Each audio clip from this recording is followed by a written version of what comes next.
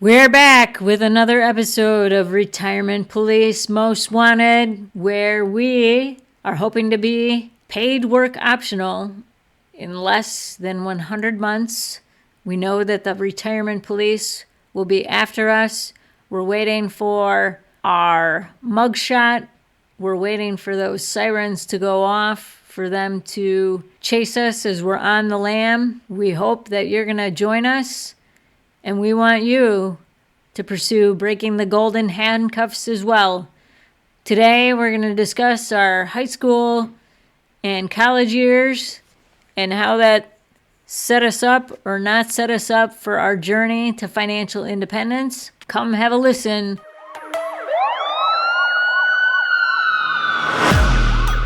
My fellow FIers, welcome to another episode of Retirement Police Most Wanted. Today we are going to be talking about sort of those high school and college years on our journey to FI. But I wanted to re-emphasize here HouFIni, taking inspiration from the great hairy handcuff Houdini, who was an escapologist, illusionist, and stunt performer. He was well known around the world for his fantastic ability to break out of those handcuffs.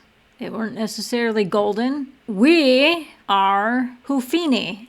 And by HouFIni, HouFIni would be spelled H-O-U, capital F-I-N-I.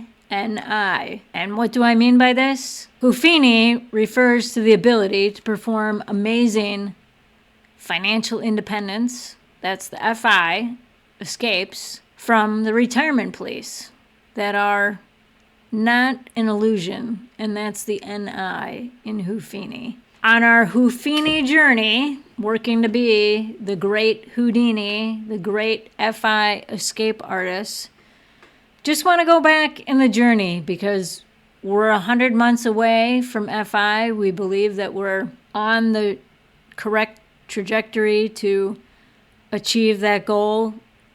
Talked about earlier the two-part FI number that we have, and looking at age 59 and a half to age 65 with that, which is our part one, and then our part two in terms of age 65 and beyond. I know it seems like we're on a very short time period before we reach that FI goal, and whether or not we make paid work optional, and that's the plan, is something that is seemingly within reach. It's not that far away, but we can relate to the tougher part of a journey, the earlier part of the journey, which just want to outline. I've discussed in episodes 1 and 2 in terms of the perception when I was very young, like around age 5 or 6 and beyond, thinking about what was rich, thinking about $1 million being a very large sum of money, discussing the habits that my parents used and sort of their pathway a bit. They weren't super financial people in terms of their knowledge of it, but they really understood the basics and practiced that and led by example, not so much in terms of talking about it and instilling that knowledge. HouFIni here, as I'm referring to myself, had to learn a lot of that on my own. In my high school years, I did not have a job during the school year. The school year was really focused on participating in athletics and clubs and other activities. My parents very much discouraged working during the school year. I did work during the summer in minimum wage jobs. It was nice to have a little spending money. I still was very largely focused, even at that time, saving as much of that as I could. But since I only worked the summers, I had probably less than $1,000 or about $1,000 saved by the time I finished high school. A lot of people worked summer jobs since there weren't a lot of skills involved in the types of jobs that were available. We really just made minimum wage. Now people can do sometimes better depending on their skill level, and certainly I cannot think of any jobs that I've seen advertised in the past several years that have paid minimum wage. Our own kids made better than minimum wage during their high school and college years of employment. The summer after I graduated from high school, I was in a very fortunate position at that time, certainly a very fortunate position by today's standards. My actual college tuition was covered.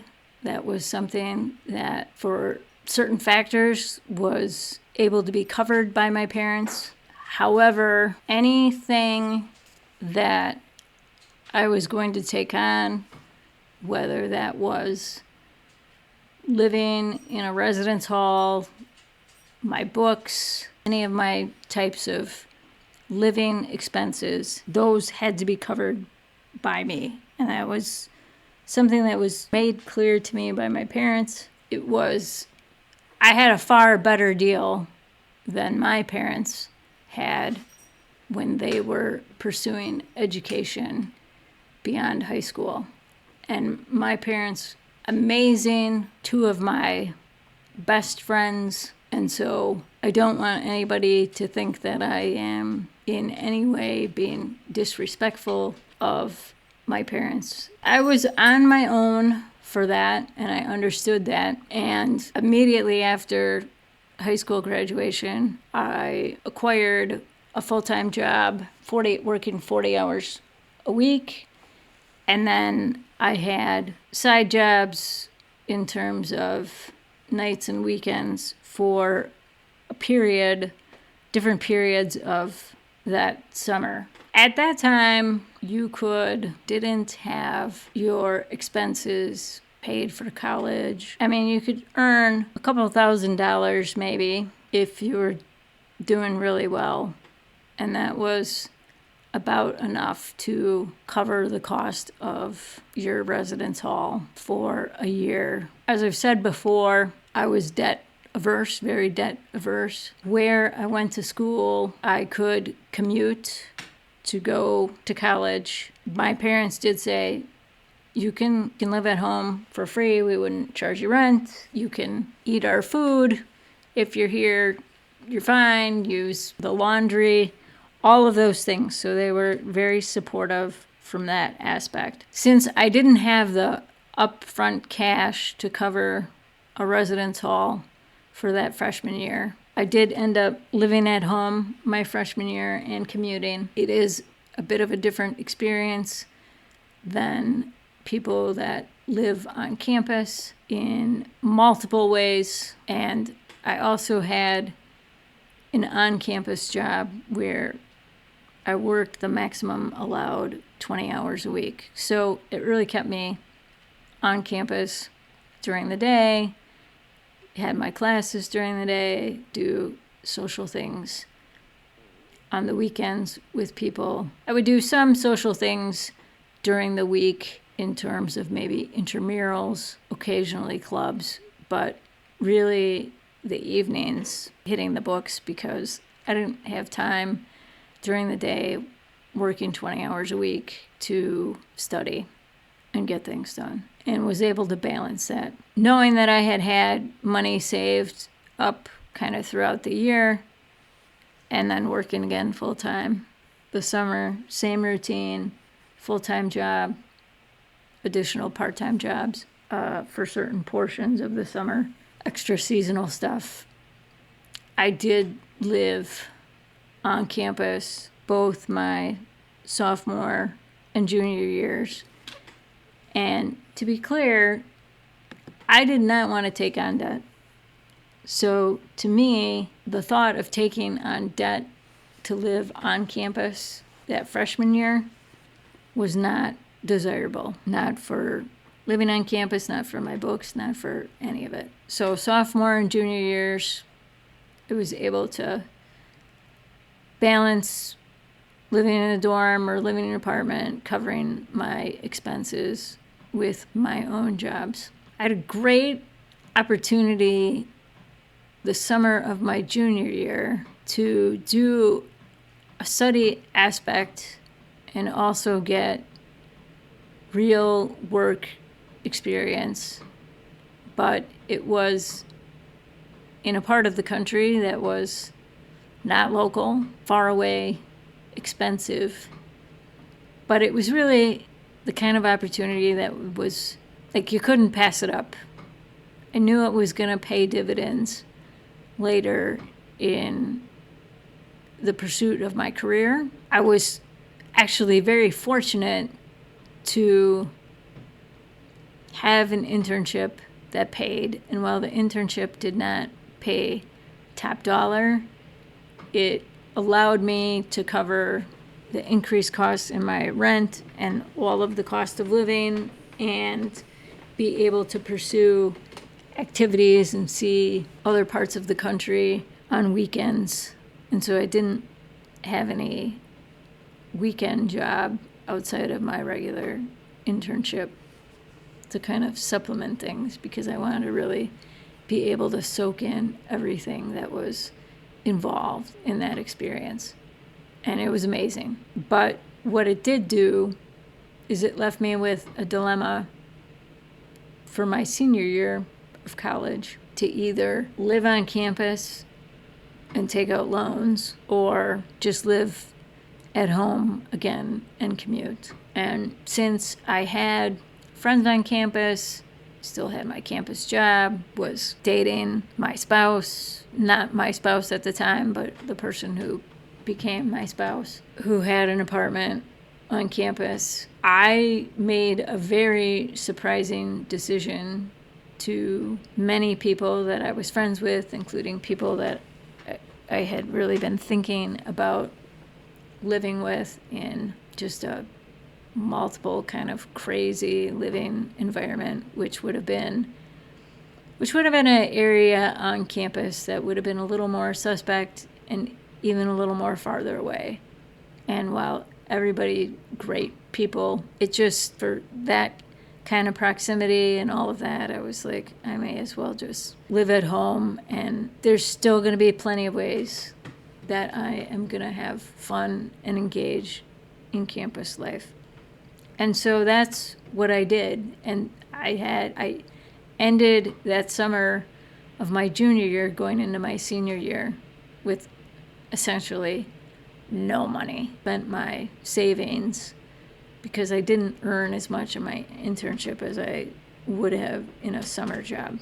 So I kind of spent everything down that I had in reserves. So spent that senior year again building up funds. I ended up pursuing additional schooling, living at home, and working 20 hours a week again. At this time, even though I didn't really know about investing. I knew about investing in a broad-based way, but there wasn't anybody really putting money in the market as a college student, or just wasn't vehicles where you have the opportunity to be a part of in any of those college jobs to contribute to a 401k or things that my own children have actually had the opportunity in some cases to do. So that was not available. My goal was just keep my head above water, and if I could save some money in a savings account or CDs, did fairly decent at that time for interest rates. That really turned out to be a very good lesson for me And ultimately, my spouse had a little bit different experience. My spouse had a decent scholarship by the standards of college at that time, but still had costs. My spouse ended up having to take out some loans, lived on campus or near off-campus housing all 4 years, worked all 4 years in terms of summer jobs, and worked probably about 20 hours a week, managed to cover a lot of expenses, but ended up in a position of having debt. I don't want to speak for my spouse on this topic, but I guess I would say that while my spouse is someone that has also always had a good financial live below your means kind of attitude, adverse to spending money, I think my spouse bought into the notion that investing in yourself for something such as college was worth taking on debt. To be fair, had I not had my tuition covered, I probably would have had a very similar attitude. I may have pursued more of a technical college or associate's degree route for those first 2 years, probably living at home, if I would have been forced to have to pay for tuition and fees at the time. And I think it is still the case. You could work a summer job as well as a part-time job during the school year and make enough money that you could cover your tuition at a community college, technical college. And that probably would have been a route that I would have gone those first 2 years. I knew I wanted to have a 4-year degree, then I would have did. So I would have at least, I think, tried to minimize my overall debt load. I know some people feel that there's a stigma to that, but I think that pursuit of higher education is an important thing. I think it is also very important that people know what they want to pursue, or at least follow a pathway where they're getting all those general electives out of the way that first year and typically your second year before your junior and senior years of college, where you're going to get into more specific things. That being said, there's plumbers, electricians, a lot of people working in fields that are doing very well with a community college or technical college degree. So hats off to being able to do that. When you know somebody who's a good plumber or a good electrician, you absolutely hold on to those people, to me, to the same level that you do good people, medical team personnel, a dentist, all of that. I'm pro pursuing your passion and being able, as long as that's legal, moral, ethical, pursue your passion and be able to make money off of it. To go back in terms of my spouse, investing in yourself definitely had an appeal. To be fair, I had a situation in terms of living at home where there were not other siblings living at home. My spouse had other siblings living at home. I think the thought of that experience in terms of commuting and being around other siblings, and that was just, I think, a more difficult situation to imagine commuting, studying, all of that. And quite frankly, when you take somebody like Bill Perkins that feels like there's time buckets for things and it's worth the money, that sort of attitude, experiences align very closely with my spouse. I think one of the things in terms of on-campus jobs and summer jobs that my spouse would say is that while there's good experience and managerial experience in some things, the experience was largely campus-based, and any of the summer non-campus jobs that my spouse pursued had nothing to do with their career field. And so getting out of college, employers, for whatever reason, did not view those on-campus jobs with the same lens that they would have viewed a corporate internship of some sort. And certainly nobody considered working at a restaurant or working in a factory to be valuable experience or transferable experience. We are of a generation where there's a larger number of persons, and so now you still have a lot of job openings. We have less population.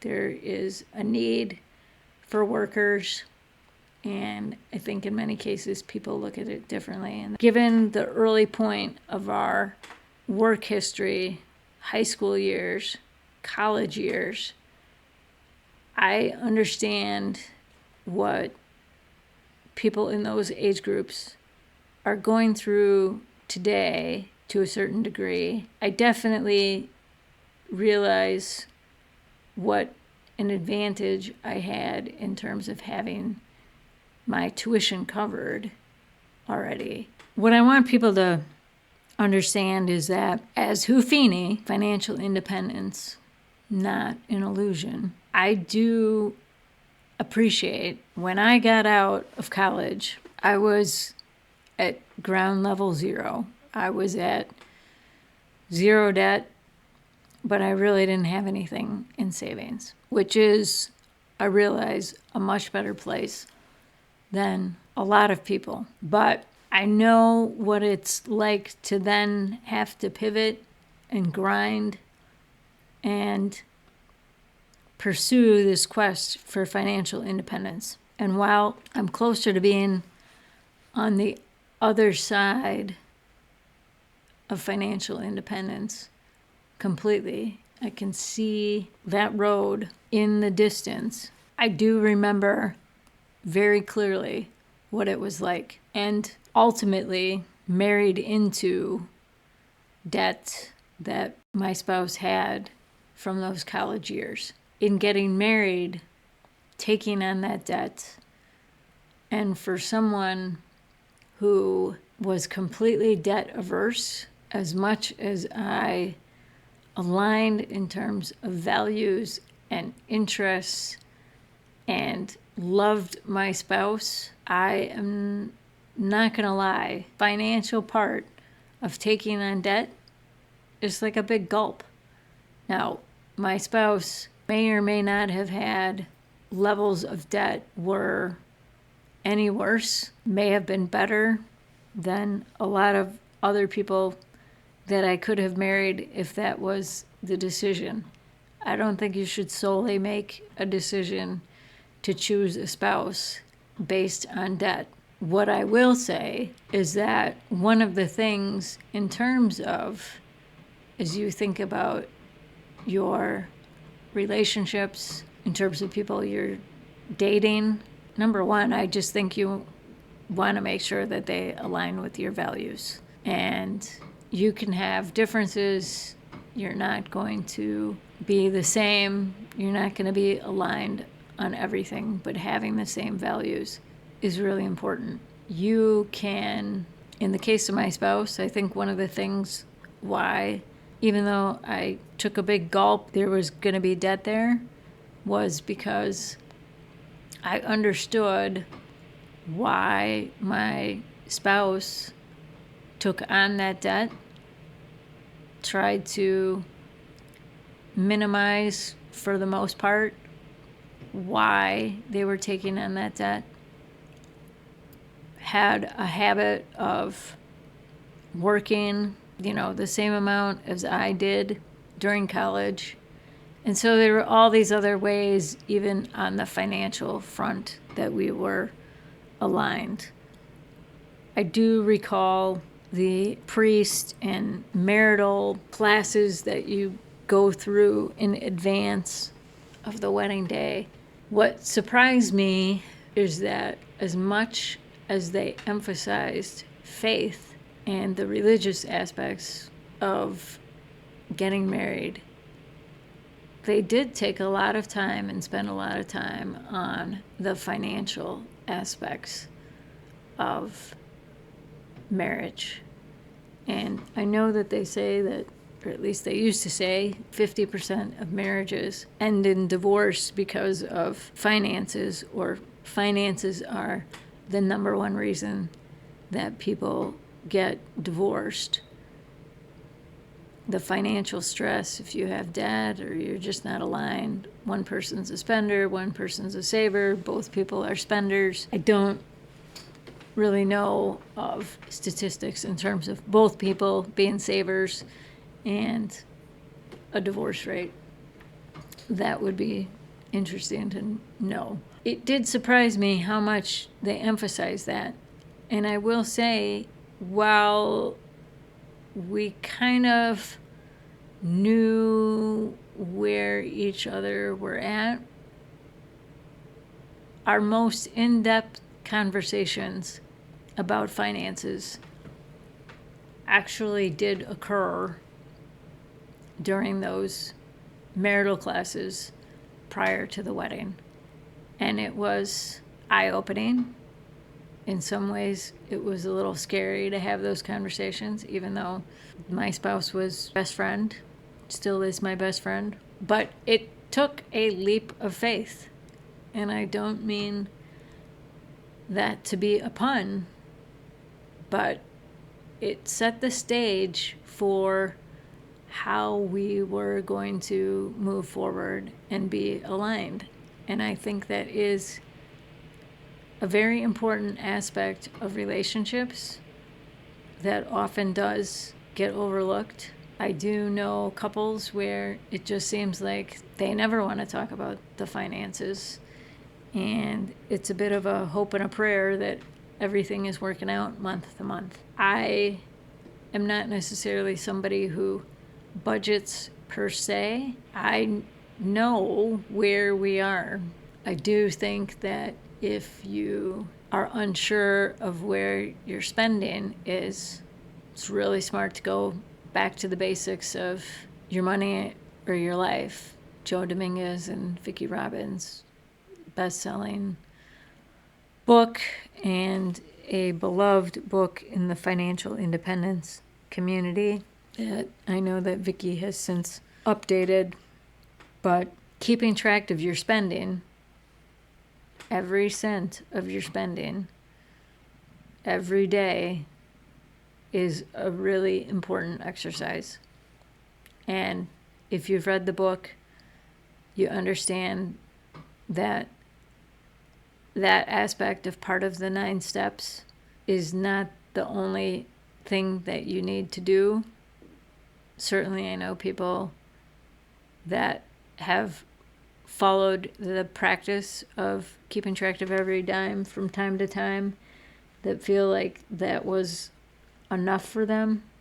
But Joe and Vicki would say you really need to do all 9 steps and to really get the money or your life aspect of it. So if you haven't had a look at that book, if you've never heard of it before, it is worth a read, and I would recommend you doing so.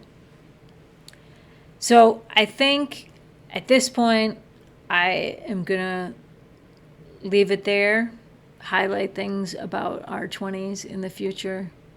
But I just wanted to give you a little insight in terms of those college years to give you some perspective about where we are starting from. We do remember it, even though we are now in our countdown of months on the 100-month journey. So thanks for being with us. Hit subscribe. Really welcome you spreading the word about Retirement Police Most Wanted. We are looking forward and designing our escape plan. We are preparing for our mugshots, breaking our golden handcuffs, and we want to hear from others who have broken the golden handcuffs. I encourage you to visit Fiftynine.com. Contact us over there. Hit subscribe on Fiftynine.com as well. And we want to hear your stories. We want to hear how you are also plotting to be on the lam from the retirement police. So, thanks for listening. Take care. We'll talk soon, my fellow FIers.